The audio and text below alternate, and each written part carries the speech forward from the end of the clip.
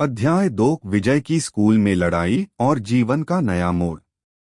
विजय ने रात को ट्रेडिंग में 6,000 रुपए का निवेश किया था और सुबह उठकर जब उसने अपने खाते की जांच की तो उसे विश्वास ही नहीं हुआ। उसके खाते में 6,50,000 रुपए जमा थे। यह उसके लिए किसी चमत्कार से कम नहीं था। उसने तुरंत पैसे निकालकर अपने खाते में ट्रांसफर किया और संतोष की सांस ली। तभी उसके फोन पर एसएमएस आया जिसमें पैसे जमा होने की पुष्टि थी। जल्दी जल्दी नूडल्स बनाकर खाने के बाद विजय अपनी पुरानी साइकिल पर स्कूल के लिए निकल पड़ा। स्कूल पहुंचते ही उसे तेज बाइक के हॉर्न की आवाज सुनाई दी। ओ विजय, अपनी कचरा साइकिल को यहां से हटा। यह जगह तुम्हारे जैसे गरीबों के लिए नहीं है, कुणाल ने तिरछी मुस्कान के साथ कहा। विजय ने बिना कुछ कहे साइकिल को दूसरी जगह ले जाकर खड़ी कर दी। कुणाल ने अपनी महंगी बाइक वहीं पार्क कर दी। क्लासरूम में उसके दोस्त प्रथम ने कहा, तू तो इतने दिनों बाद दिख रहा है, अब कैसा है? विजय ने हल्की उदासी से कहा, समय के साथ सब ठीक हो जाता है। क्लास में विजय ने सबके सवालों के सही जवाब दिए, जिससे सभी सहपाठी और टीचर प्रभावित हुए। छुट्टी के बाद जब विजय अपनी साइकिल के पास पहुंचा तो देखा कि वह पूरी तरह से टूटी हुई थी। यह कुणाल और उसके दोस्तों का काम था। गुस्से में आकर विजय ने कुणाल का कॉलर पकड़ लिया। तेरे पास पैसे हैं तो क्या तुझे सब कुछ करने का हक है? कुणाल ने विजय को धक्का देकर पीछे हटाया और हंसते हुए कहा, तेरी औकात नहीं है। गुस्से में विजय ने कुणाल को एक जोरदार घूंसा मारा, लेकिन संख्या में ज्यादा होने के कारण वह हार गया। दर्द और अपमान सहते हुए उसने अपनी टूटी साइकिल उठाई और घर की ओर बढ़ा। उसके मन में एक ही ख्याल था, एक दिन मैं तुझसे बदला लूंगा कुणाल। घर लौटते समय विजय ने अपनी चोटों को साफ किया। जब वह घर के पास पहुंचा तो एक महंगी रोल्स रॉयस कार देखकर चौंका। कार के अंदर वीरेंद्र अंकल थे, जो उसके पिता के पुराने दोस्त थे। अरे विजय, तूने मुझे पहचाना नहीं? वीरेंद्र ने मुस्कुराते हुए कहा। विजय ने धीरे धीरे कहा, आप यहाँ क्यों आए हैं? वीरेंद्र ने कहा, तुम्हारे पापा ने मुझसे वचन लिया था कि मैं तुम्हारा ख्याल रखूं। अब तुम मेरे साथ चलोगे? विजय ने हामी भरते हुए जल्दी से अपने सामान पैक किया। वीरेंद्र ने उसकी चोटें देखी, लेकिन विजय ने झूठ बोला कि वह साइकिल से गिरा था। अंत में विजय ने अपने कपड़े और लैपटॉप पैक किए और वीरेंद्र के साथ भाग 3 विजय का नया सफर। विजय घर को लॉक करके वीरेंद्र अंकल और उनके ड्राइवर के साथ कार में बैठकर वहां से निकल गया। शाम होते होते वे वीरेंद्र अंकल के घर के पास पहुंचे। उनका घर हिमालय पर्वत के पास एक घने जंगल के बीच में था। यह एक बड़ा बंगला था, चारों ओर घना जंगल था। यदि कोई राह भटक जाता तो वह जंगल में खो सकता था, जहां जंगली जानवर जैसे शेर, चीता, बाघ, हिरण, भालू और भेड़िया थे। ड्राइवर ने अच्छी तरह रास्ता पार करके उन्हें वीरेंद्र अंकल के घर पहुंचा दिया। कार से उतरने के बाद वीरेंद्र अंकल ने कहा, चलो बेटा, घर के अंदर चलते हैं। उन्होंने विजय का हाथ पकड़कर अंदर जाने लगे। ड्राइवर ने कार को पार्किंग की तरफ ले जाया। घर के दरवाजे को खोलकर अंदर जाते ही विजय की नजर उस आलीशान घर पर पड़ी, जो महंगी चीजों और पुराने पेंटिंग्स से सजा था, मानो किसी राजा महाराजा का घर हो। अंदर जाते ही उसने एक खूबसूरत लड़की देखी, जो मार्शल आर्ट के कपड़ों में थी। वीरेंद्र अंकल ने उसे नाम से बुलाते हुए कहा, निशा बेटी, इधर आओ। निशा दौड़ते हुए वीरेंद्र के पास पहुंची और कहा, पापा आप आ गए? वीरेंद्र ने कहा, हाँ मैं आ गया। निशा, तुम विजय से मिलो। यह मेरे दोस्त का बेटा है। विजय ने निशा को नमस्ते कहा। वीरेंद्र ने कहा, निशा, विजय को उसका कमरा दिखा दो। निशा ने कहा, जी पापा, और विजय को सीढ़ियों से ऊपर ले गई। एक कमरा दिखाते हुए उसने कहा, आज से तुम्हारा कमरा है। विजय ने निशा को धन्यवाद कहा और अंदर चला गया। निशा मन ही मन सोचने लगी, अच्छा यह है मेरा पति।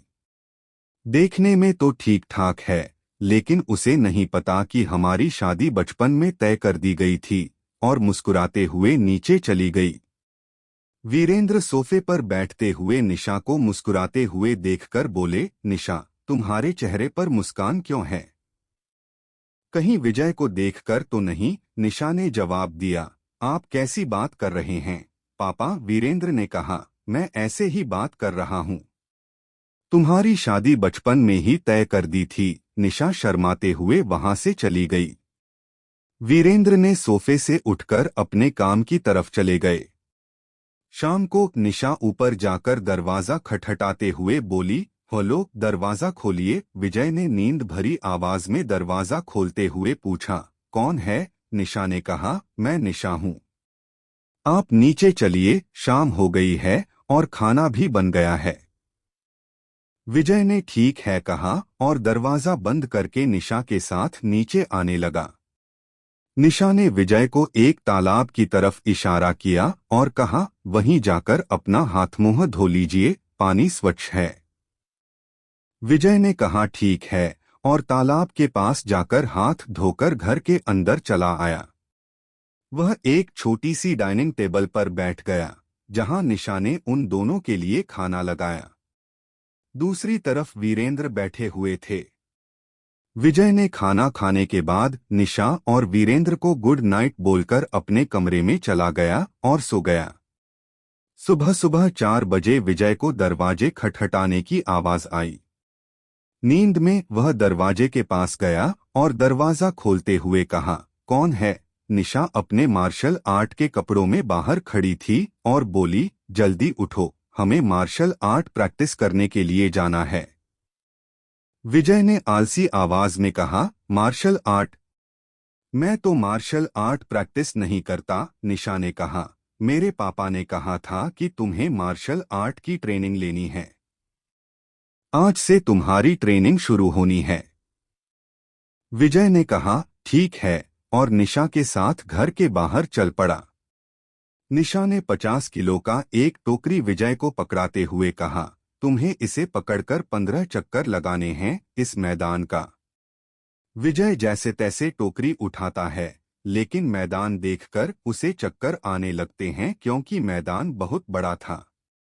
निशा ने कहा, जल्दी करो, हमारे पास टाइम नहीं है। विजय धीरे धीरे दौड़ने लगा। पहले चक्कर के बाद उसकी सांस फूलने लगी, लेकिन निशा ने उसे कोई राहत नहीं दी। विजय ने 2 चक्कर लगाए और फिर गिर गया। जैसे ही वह आराम करने लगा, निशा जल्दी से आई और कहा, तुम बहुत कमजोर हो, 15 चक्कर में नहीं लगा पाए। विजय ने कहा, मैं पहले वर्कआउट करता था, लेकिन 1 महीने से कुछ नहीं किया। निशा ने कहा, तुम नहा धोकर घर चलो, मैं अपनी प्रैक्टिस कर लूंगी। विजय ने कहा, ठीक है, और तालाब की तरफ चला गया। निशा अपनी प्रैक्टिस शुरू कर दी। उसने सभी तकनीकें तेजी से की ताकि किसी को भी उसकी नजर न आए। विजय तालाब के पास पहुंचकर ताजगी से नहाया और बाहर निकलकर घर के अंदर चला गया। कपड़े बदलते बदलते सुबह के 7 बज गए। निशा भी अपनी प्रैक्टिस करके आ गई थी।